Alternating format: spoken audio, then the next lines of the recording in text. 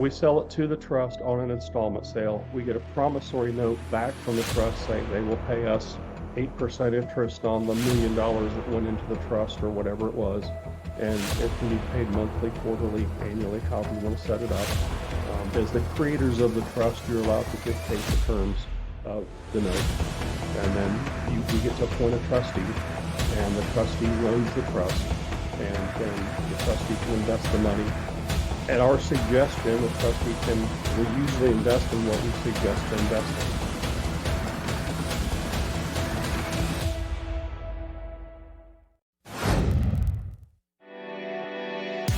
in. You're listening to the AZREIA Show.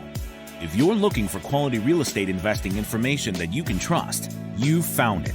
Stay tuned and join the tens of thousands of members that have already benefited from AZREIA, your home for education, market information, support, and networking opportunities that will advance your real estate investing career.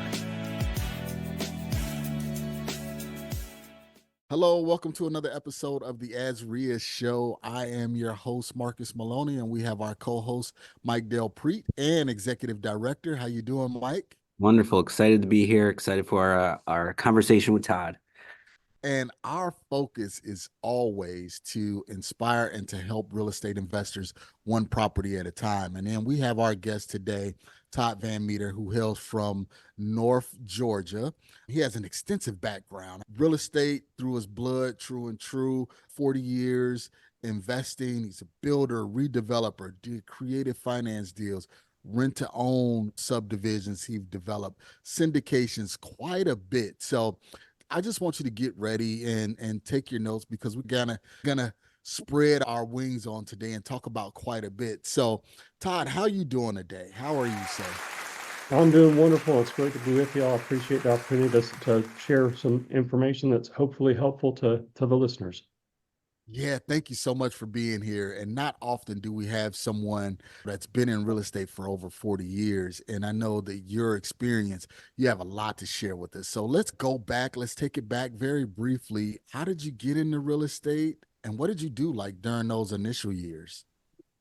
Consider myself very lucky. I discovered real estate at a young age. My family moved around a lot when I was a kid, and we lived in a lot of new home subdivisions. As a kid, I was always out climbing through houses under construction.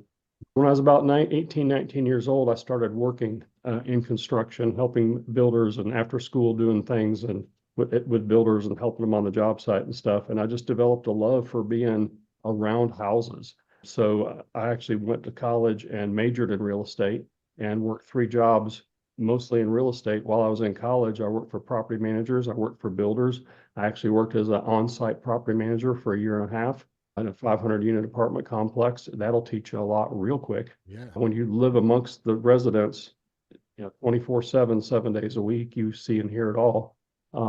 But it just gave me a lot of good, varied experience. So once I completed college, I knew that the real estate's what I wanted to continue doing. Okay. All right. So you got the educational background and you were getting some hands-on experience. What was your first foray into your first acquisition, first property, and how did you manage it? What did you do? The first thing I did was I went and got my real estate license, because at that time, I don't know if many people on here remember, but there was a time before computers, and we didn't have computers back then. We didn't have cell phones. We didn't have any way to get any information other than published books.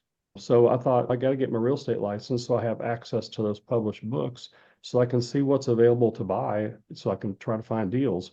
We couldn't Google stuff or anything like that. So it was always all published books.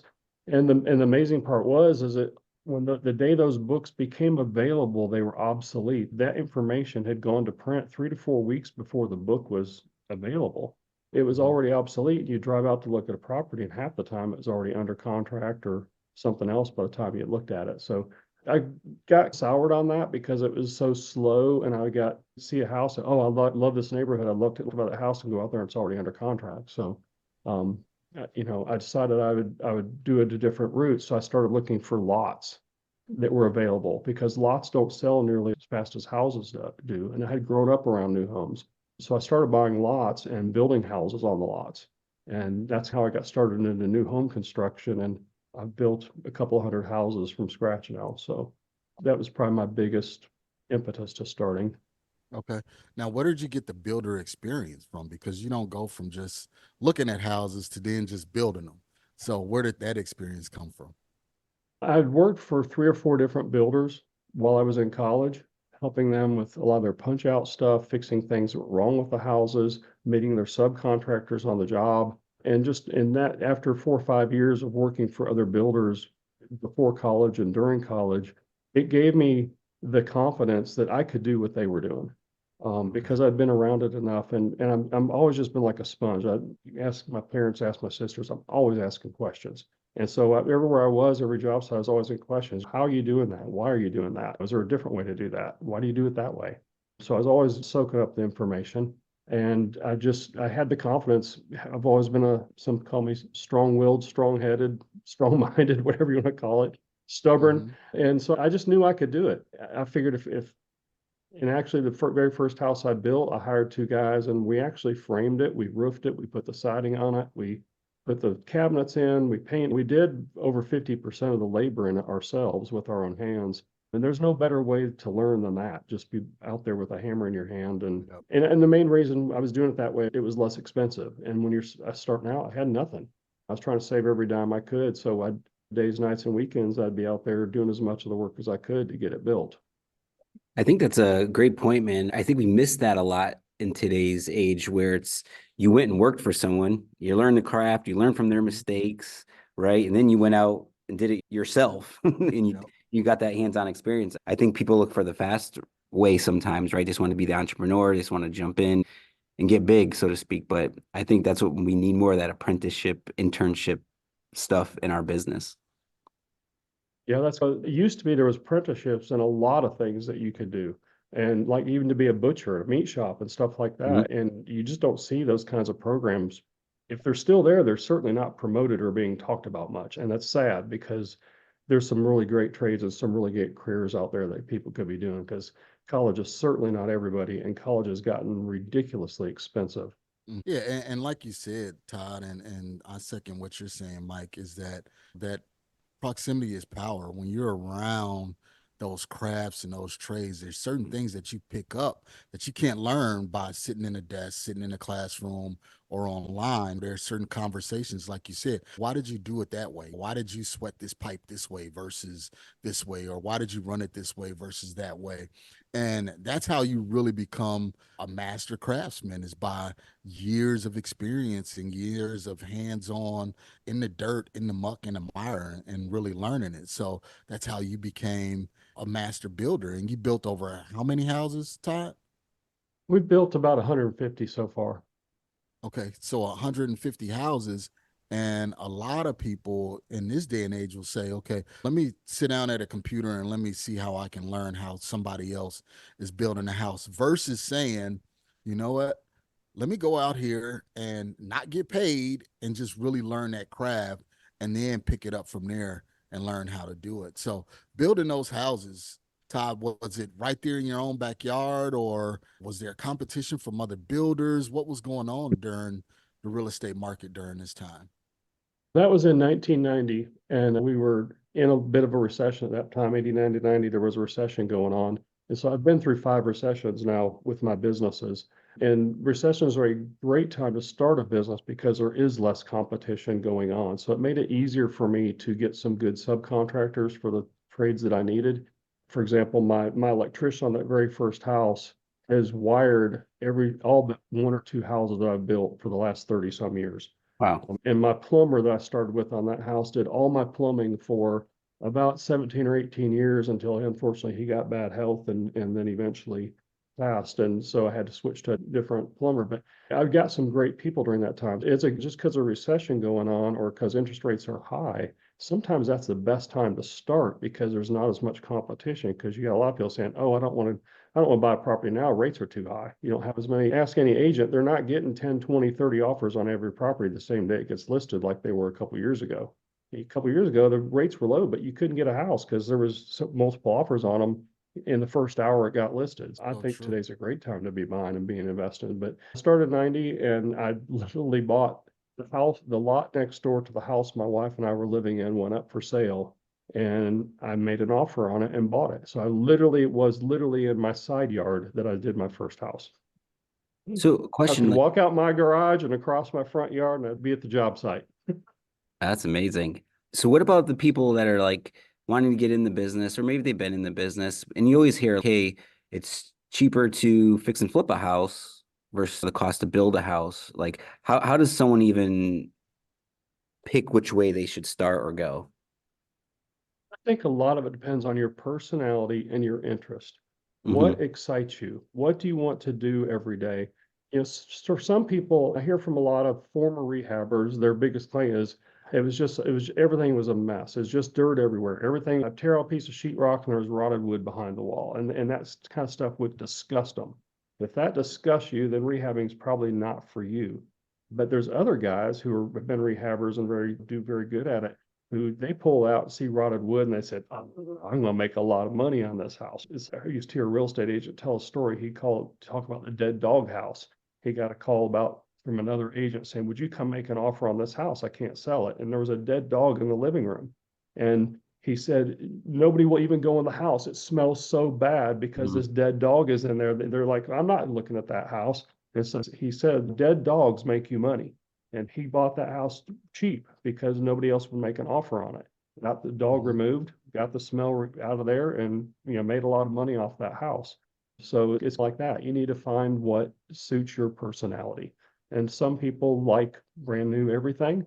And that's the case. You probably shouldn't be a rehabber because you're probably going to overspend on that rehab. There's a lot of horror stories out there that people had a great rehab project and a great potential, but they spent way too much money on it because they wanted new cabinets, they wanted new countertops, they wanted all new flooring instead of working with what was already there. And they sold it and it was beautiful, but they didn't make any money on it. What was the point? True. You just struck a vein in a chord with me. One of the last houses I Sorry did. about that. Nah. Didn't mean to get But personal. yeah, but it was a lesson learned, and basically it happened. We was able to sell a house right before the interest rates started ticking up. So it was like, okay, good. We got rid of the house. Didn't really make any money. We broke even, but we didn't lose any money. Always got to look at the glass half full, right? That's right. And sometimes breaking even on a house is a fantastic thing to do because sometimes you had a property that, oh my, how am I ever going to get out of this deal and make any money on it? And if you can just get out and break even and you're out and now your energy can focus on the next deal. Yep. Sometimes breaking even is a fantastic thing to do and just move on. That's right. And that's the way I was looking at it. I was like, you know what? We got the offer that we wanted. We break even. Let's get rid of it and keep moving. And that's what we did. Those learning lessons are priceless in those break evens. They are. That's They are. right.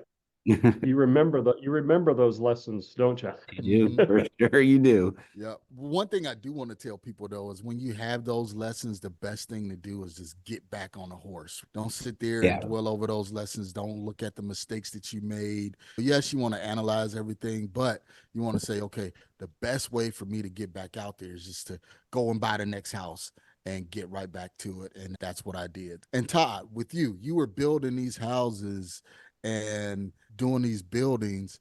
Why did you decide to do the rent to own model or build to rent model? Because you were building these houses and then decided to keep some.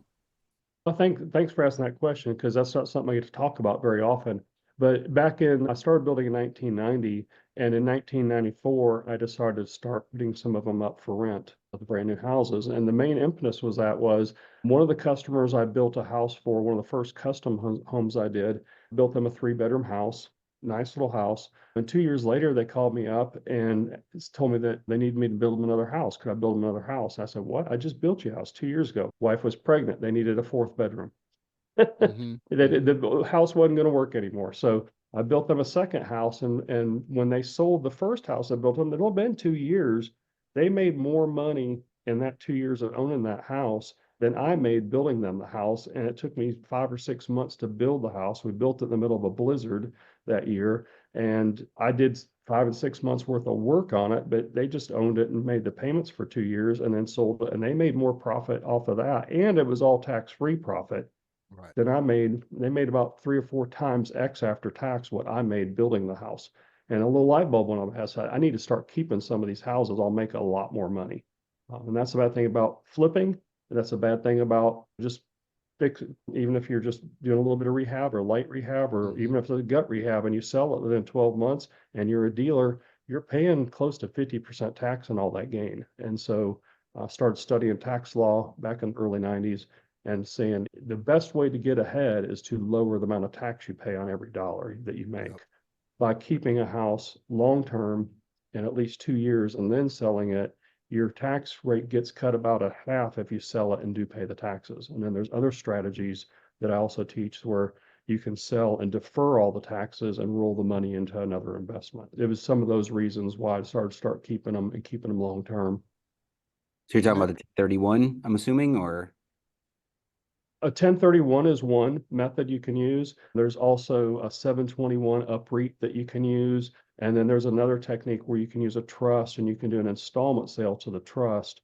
And we have one of those set up. It's called a Blue Hat Trust. We offer that through our company, Blue Hat. We teach people how to do that. Can we briefly just give us starting at 1031, you went over 3 topics. Can you just give us a Sure. brief explanation what each one is? Yeah, most people are familiar with 1031. It's the most talked about method, and part of it is because there's so many companies offering it, and they're at every investor get together. There's always at least one representative of a 1031 company at every conference you go to. 1031s are typically cost $800 to $2,000 to set one up, but they have a lot of restrictions on them. You only have 45 days to identify a property, and you have to close with 180, and it can only be used for real estate like kind exchanges, rental property for rental property type thing. There are, with every method, there's some restrictions, but those are the biggest restrictions of 1031. 45 days to find your property, 180 days to get it closed. It creates a lot of pressure, that 45 days. Half the people I talk to, I know hundreds of investors because I've been in this for 40 years, and half the ones I talk to who have just completed 1031 aren't happy with it. They ended up buying a house or property they really didn't want it, but they wanted it more than paying the taxes. And they'd already sold the other property, so that if they didn't complete the 1031, they'd have to pay the taxes. So they were stuck. And they ended up buying something and it said, would you rather have the old property? Yeah, I'd rather have my other property back. I liked it better than I like this one. You don't know that going in unless there are some ways you can use options and stuff like that beforehand to have control over something, but not everybody does that. So that's the 1031. The 721 UPREIT is a version of a REIT, and you can sell your property to the REIT and they will give you shares in their REIT. But there's a lot of restrictions on that as well. It's basically like a prearranged 1031. They already have the property the money's going to go into. They already have the financing for it, so you don't have to arrange that stuff. But they are 100% in control of the property, and they decide if and when they sell it and how they sell it and stuff like that. So you have no control over it. It becomes basically a passive investment. And they have a lot of fees involved in those, and they admit it. They'll tell us typically like 12% in fees for every dollar that goes into one that gets eaten up by fees. It's a great option, but it's not, in my opinion, the best option. The third option is using a trust, and you can do an installment sale. You can take a rental house and sell it to the tenant on an installment sale, and all the taxes are deferred until you start getting your principal back, and you only pay taxes as you receive your principal back. If you happen to structure that as interest only, a loan to your tenant, then you'll be deferring those capital gains taxes indefinitely until at some point you start getting some principal back. And that could be 10, 20, 30 years down the road. We take it one step farther and we use a trust and we sell the properties to the trust and then on an installment sale to the trust, on an interest only installment sale to the trust. And then the trust turns around and sells the properties. The trust invests the money in other investments, and it's not limited to just real estate, although our trust invests mostly in real estate because we are real estate people and like real estate. But the trust can invest in stocks, bonds, mutual funds, ETFs. It can invest in REITs. It can certainly invest in more real estate if you want to. It can also invest in businesses. A lot of people invest in lending businesses and do hard money loans out of the money from their trust. So can I ask you, so I just piece it together so we have Todd LLC owns rental property. Todd and his wife maybe have a family trust, if I'm correct. Your trust. It's not a family trust, but it's a trust. Yeah. Okay. So it's owned by you, all right? So your LLC sells it to your trust. Correct. And is there on an installment sale, assuming seller financing? Is that what you mean by that? We sell it to the trust on an installment sale. We get a promissory note back from the trust saying they will pay us 8% interest on the $1 million that went into the trust or whatever it was. And it can be paid monthly, quarterly, annually, however you want to set it up. As the creators of the trust, you're allowed to dictate the terms of the note. And then we get to appoint a trustee, and the trustee runs the trust. And then the trustee can invest the money. At our suggestion, the trustee will usually invest in what we suggest to invest in. Got it. So yeah, the You one know, I'm trying now, to if I told my trustee I want him to take the full $1 million and go buy Bitcoin tomorrow, I hope my trustee would push back and say, wait a minute, that's not a good idea. Number one, you're not diversified. Number two, who yeah. knows what, you could lose all your money if Right. Bitcoin drops a little bit. So Now I was just trying to follow the breadcrumbs, because so it's like your LLC sells to your trust and the trust sells to the end buyer. So when yes, when your trust buys it from your Todd LLC, say it's $1 million sale, it could be whatever term, 0 down, interest only, whatever you come up with. So there's probably no money exchanged, it's just terms, right? correct. So now the trust owns it on terms, and now they maybe go find the end buyer at hypothetically 2 million. And then they sell it to them on terms and maybe with a down payment, something more advantageous. Is that, am I, I just want to make sure I understand.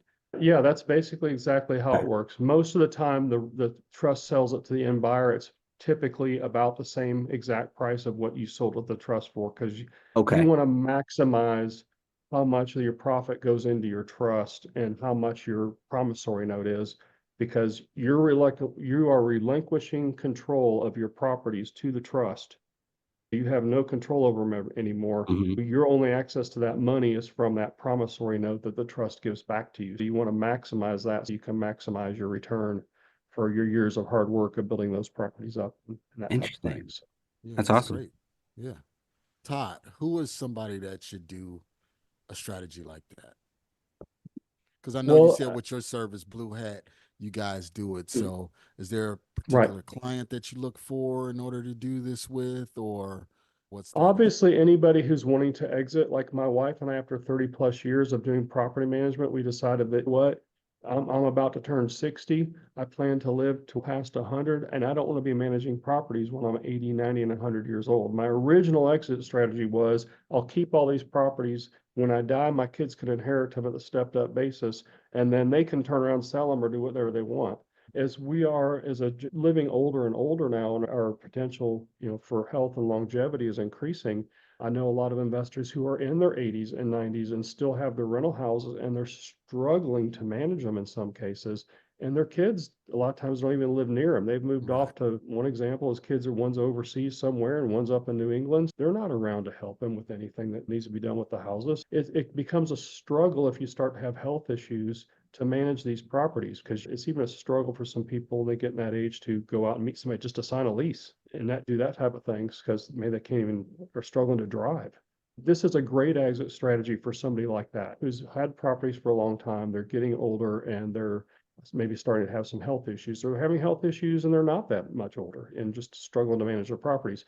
But increasingly, what I'm finding is a lot of our clients are people who bought and started in the real estate investing business after the downturn. They bought houses in 2010, 2011, 2012, when they were getting houses at 50 cents on the dollar. And now some of those houses are worth 3 and 4x what they paid for them.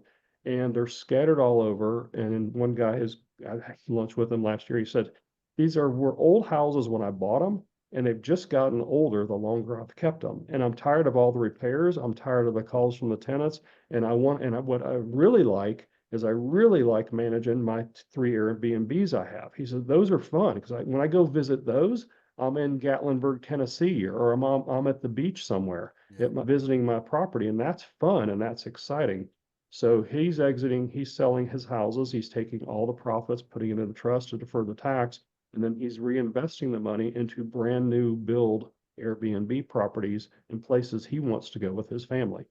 And so he's still going to be full-time in real estate, but this allows him a way he can transition from one asset class or from one location, or maybe from a lot of investors that have 3 or 4 or 6 single family houses they got started with, and maybe a couple of duplexes, and maybe they got a couple mobile homes they bought, and they got a little mini storage warehouse, and they're scattered all over the place, and there's different marketing, there's different leases. It becomes a lot of investors when they start just want to get a deal done, and that's great, and I applaud them. Get a deal done. But 4 or 5 years later, you need to set point, you need to start focusing on what you want to concentrate on, or you will end up like some investors I'm working with now. They're 20 years in and they're frustrated because they can't figure out which way to go every day. I know I need to go. I know there's trash at the mini warehouses I need to clean up because the guy moved out. But I know I need to go this direction, check on this house, and they've got so many different directions to go. It becomes frustrating to them to run the business. That's why I suggest to them, how about you pick your favorite one and keep it? Is it the houses? Is it the mini warehouse? What's your favorite property class to own, or your favorite location to own? I was talking to another investor. He's got 5 rental houses. They're all in 5 different states, and every one of them requires an airplane flight to get to for him to go see it. I said, okay, you need to pick one location and focus on one location. So you're taking 5 flights to go check on 5 houses. That doesn't make any sense. You better have those 5 houses in at least one city. If you got to get on an airplane, at least you can go see all 5 of them when you buy a plane ticket. That's a way you can transition. You can use the trust to help you transition and not have the time restriction of the 1031. Now, I've got nothing against 1031s. If you happen to have a house and and it's got $200,000 equity in it, and you want to use a 1031 to split that equity up and buy 2 or 3 more houses, it's a great strategy for that. But with the time restriction, it makes it tough for a lot of people to be able to do it. Does. Wow. It's a lot of good information right there, Todd. I mean, and I hope you guys that's listening that you're closely paying attention, because those strategies can help you, like you said, condense your portfolio to focus on what you exclusively want to do versus, like you said, when you're younger, you're like, I just want to get a deal. So if it's a deal over here or a deal over there, as long as I got deals going. But once you start getting a little bit more seasoned, then it's like quality of life. What do I want to do to make my life easier? Because for most real estate investors, that's what they get into real estate for, is how can I make my life easier and gain that passive income? And then they get lost in the weeds with flipping and wholesaling and something else that looks good, but it deteriorates their quality of life down the road. And all those varied investments, the guy with 5 houses and 5, they could all be great investments individually. But how do you go see them? How do you go check on them? You know, he says, I'll try to get to at least each one of them at least once a year. But that doesn't always happen because he's got 2 little kids and he's got a W-2 job. So sometimes I don't get to house for 2 years. How do you keep up with what's going on there and what's changing in the neighborhood, whether you want to keep holding it and stuff like that? They can be great investments, but just to give you an example, I focused my investment. We were up to 84 properties that we owned at one point. And they were all, it would not take me longer than 20 minutes to get to any one of those 84 properties. Once I found a location, I would buy multiple properties in that location. I get to one subdivision, I might have 7 houses in that one subdivision. I might have 10 over in this other subdivision. I could literally in one afternoon, in about 3 hours, I could get in my truck and make a drive and go by every single property in one afternoon. That's the difference of being focused or getting scattered. And I also only had single family houses. And all my single family houses had the same wall color in every house. They had the same floor cover. They had the same color cabinets. I had one wall paint and one trim paint that I needed to touch up or paint any one of those properties. It's just keeping it simple. It saves you time. It saves you cost. I didn't have paint cans all over the place trying to figure out which can went to which house. That one can of paint went to every single house. We also used one type of dishwashers, one type of water heaters, one type of stoves in all those houses. So if any of those needed parts, I had the parts in my basement to fix any of those things, or replacements. I've got like 10 extra dishwashers and stoves in my basement that I keep. So I just take one and swap it out if something went wrong. Didn't even have to wait for a repairman.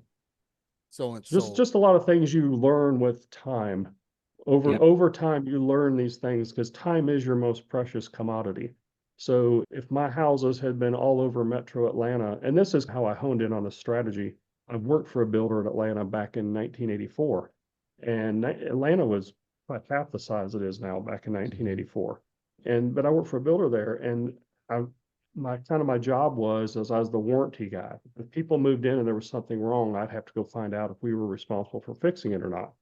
And when people move into a brand new house, there's 50 to 100 subs that work on a house. There's inadvertently things that happen. They move in and they realize there's no trim inside the closet. The walk-in closet never got trim put in it or something like that, or maybe it didn't get painted. So I'd Right. have to go check on all that stuff. The builder would give me a list, says, here's the 8 things I need you to go look at today. I couldn't get to them. I didn't let alone have time to fix them. It would take me an hour and a half to get to the first house because of traffic. Then I'd leave that house and they want me to go to another subdivision. It might take me another hour and a half to 2 hours to get to that house because of the traffic. They Mhm. weren't even that far apart, but the traffic was so bad. Mm. I wouldn't get much done. I said, when I own properties, they're going to be close together because I hate this sitting in traffic and sitting in my truck and getting nothing done all day. I go home at night and I look at my list, say, I got to 3 out of the 8 jobs I was supposed to go to today. And that's just living in frustration again. Because you feel unproductive because you're like, man, I couldn't even get 8 things done on a punch list. This is ridiculous. And then in the meantime, they generate another punch list for the next day. I haven't finished today's work yet. How can I go do that stuff? True. So what would you tell somebody, Todd? This is again, very good information. What would you tell somebody that's transitioning from, they may be a little bit seasoned and they owned 10, 15 rental properties? What would you tell them in this market right now? What kind of advice would you share with them if they're looking to divest out of those properties? First of all, I tell them you are extremely lucky to be in the era that we are in, because right now in real estate, it's basically the sky's the limit. There are so many options and so many ways you can invest in real estate now. When I started, there were not. Just for houses as an example, you can do vacation rentals, rent them by the night for vacation rentals. You can do midterm rentals to traveling nurses and traveling professionals, or to people who work from home, but they're traveling and spending 3 months in this city and 3 months in this city and just working from home on their computer. You can obviously do long-term rentals, and you can do owner financing. So you've got 5 or 6 strategies just with a single family house.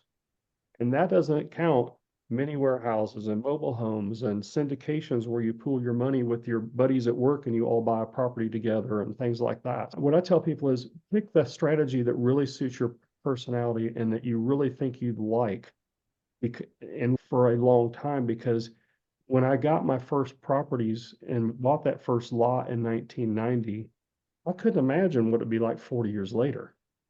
And I can't believe 40 years has gone by. It doesn't seem like it. In some respects, it seems like it's been 5 to 10 years since I started. But when I get up in the morning and my bones hurt a little bit, I say, no, it has been 40 years. My back's a little stiff. Yeah, it's been a while. But time goes by quickly. The longer you have things, the more times you have to make trips to that house. It adds up over time. If you buy a house in the next city over and it takes you 2 hours to get there and 2 hours to get back, every time you got to move in or move out or you got to do inspection, you're going to kill a whole day going to that house. Yep. And that may not matter when the first 3 months when you own it and it's your first property. But when you've owned it for 20 years or 30 years, you get sick and damn tired of getting in the car and riding to that property. I can tell you, I've been there just working for other people that have properties scattered. I got tired of doing it, even though I was getting paid by the hour to do it. Wow. Do you use property managers? Do I use property managers? Yeah. No, we've never used one. My wife and I started the business together, and she's helped me start managing the properties in '94 when we converted our first new home to a rental house. Awesome. And we just always done it ourselves. We had an employee or two over the years that worked for us. Most of them were usually like a part-time or 2/3 time employee. Some of them have other jobs and they just work for us 10, 20 hours a week and stuff like that. So we've pretty much always been hands-on. We interviewed a bunch of property managers at one point. We're considering getting a property manager. And then we talked to a lot of people who had property managers, and there's a lot of great property managers out there. There's a lot of bad property managers, just like any profession. But you do have to know when you hire somebody, whether it's an employee or a property manager, you still have to manage them. Right. Yep. And there's a lot more cost involved. Most property managers mark up. When a tenant calls them and says the AC is not working, they turn around and call the AC man, and he goes out there and he says, oh, it wasn't plugged in, but here's your bill for $75 for me going out there to find that the kid pulled the plug out of the wall if it was a wall window unit or something, and that's all that was wrong. And then the property manager marks that bill up 10% or 20% for handling it. And you get, all of a sudden, it's cost you $100 and there was nothing wrong. And those add up quickly. And Yep. I'm a real numbers guy and a spreadsheet guy, and I look at all the percentages of returns and total returns and the month to months and all that kind of stuff. And that kind of stuff would drive me nuts if I saw that coming in. Mhm. I'd be like, "You're fired. I got to take it back over." Yep. Awesome. So you and your wife, Todd, built an 84 unit portfolio, just you and your wife, just being grassroots, building the houses, managing the properties, managing the tenants, and everything like that. What's one thing that you would tell somebody if they wanted to take blaze that same trail that you blazed? There are various ways to do it. Doing everything hands-on yourself is not for everybody. I wear a hat every day, and it's almost always a blue hat, that's why my company is called Blue Hat Wealth. It's who I am, and it gives me excuse to have a blue hat on every day because it's my company logo. But it's not for everybody wearing that many hats. It's really goes back to personality again. For some people, I know lots of successful investors that I don't even own a pair of work boots, may not even own a hammer, may not have ever painted a house before, and wear, loafers and dress pants when they go look at their houses. And because that's who they are and that's their personality. And they're gonna, if there's some trash on the floor, they're gonna call somebody to come clean up that trash. They're not gonna pick it up themselves. So it's your personality, and there's nothing wrong with, there's no perfect way or right way to do it. That's what I tell people all the time, that real estate is beautiful because anybody can do it any way they want to and be able to make money in it. You can make money umpteen different ways in real estate, and you can run it any way you want to, with or without property managers, houses versus apartments versus mini warehouses. There's so many avenues to choose from, but surely there's something that almost everybody could find that they would enjoy. Question I have along that, another topic is you've been working with your wife for what, 30 or the 40 years or the whole 40? Right. We've been married for 38 years, and God, she started working with me in the business when our second child was born. God, his wife is in the business with him. My wife is in the business with me. So any advice, it's working together on a daily basis, living together, working together. It's a lot there. Any Right. words of wisdom to everyone listening? It's in the same position. Yeah, because we needed It's just like being married itself is challenging. Being together with somebody we've been together for 39 years now, got married not long after we started dating. But just every relationship has its ups and downs. The number one thing is, whether it's the business partner or your tradesman or your wife or your spouse or your significant other, is communication. Just listening. And the key to listening is to actually be present when they are talking, which means you're not looking at your phone, you're not looking at the football game on TV, you're looking them in the eye and listening to what they're saying and hearing what they're saying. And when somebody else is talking, you shut up and listen. And I think that's one of our biggest things that change in society these days, and why so many things aren't as long-term as they used to be, is that people aren't as focused anymore because there's so many distractions. Everybody has a phone in their hand. Some people have 2 or 3 phones in their hand. And everywhere you go, there's umpteen screens. You can't walk in a restaurant without seeing screens everywhere. And it's hard to focus. It's hard to have business meetings in a restaurant because there's so many distractions around you. It's hard to listen. It's hard to hear what the other person's saying. That's my key to long-term business partnerships, long-term marriages, good relationships with your children, is listening to each other. We always had a rule in our house: when we sit down to have lunch, breakfast, or dinner, the TV's off and the cell phones are gone. There's no distractions. We're just there to listen to each other and spend a little bit of time together. And that was Well one of said. our rules. And we even have Thanksgiving dinner at our house, and our nieces and nephews would come over, and one of them pull a phone and say, "The phone's got to go away, or you got to leave the table. You aren't eating if you bring a phone to the table." So, Awesome. it was always just a hard, fast rule in our house. No TVs on, no cell phones on when you're sitting down to have dinner. Awesome. good. It's good. Communication time. Yep. So true. So Todd, how can we get to know more about you? How can we find you? Because I know you said that you run a RIA or a meetup back home in northern Georgia. How can we find you to glean some of this experience from me? 40 years. Well, of you can experience. email me. You can go to my website, which is bluehatwealth.com. There's a link on there you can click that will send me messages, or you can email me directly, todd@bluehatwealth.com, and get a hold of me. I'm on some of the socials too. I'm trying to be on the socials more as I'm transitioning personally from being a very active, very hands-on manager and switching that money into being more passively invested and being less hands-on. I am transitioning into helping other investors, teaching them some of these techniques, helping them decide about shrinking down their portfolio or focusing on one asset class or focusing on one city. I'm helping investors like that. And I'm also helping investors to transition by showing them how they can defer the taxes so that they can transition and use 100% of their equity to transition. And Blue Hat Wealth is the website we use for doing all that. Okay. Great. You guys know exactly what to do. You want to reach out to Todd, go to bluehatwealth.com, schedule some time with him. If you're looking to transition from more active investing over to passive investing, reach out to Todd. He'll definitely help you as well. So Todd, man, we really appreciate you being here again. 40 years of real estate experience is nothing to sneeze at, man. That's excellent. I got a lot of gray hair just from the 12 years I've been doing it, and it's wow. And I want to thank you, number one, for having me. I also want to thank you for using the word experience because a lot of people say, oh, you're an old investor. Uh-huh. Yeah. Yeah. So Season. 40 years can be seen either way. I prefer to tell people that I'm an experienced investor, not an old investor. There you Awesome. go. There you go. So So Todd, thank thank you you so guys. much. Yep. Thank you Thank so you. much for being here. Again, guys, go to bluehatwealth.com. That's bluehatwealth.com. And remember, at AZREIA, we want to empower each investor one property at a time. Thanks for listening to the AZREIA Show with your hosts, Marcus Maloney and Mike Del Prete. We hope you enjoyed this episode. If you found this information valuable, head over to AZREIA.org and learn more about our community.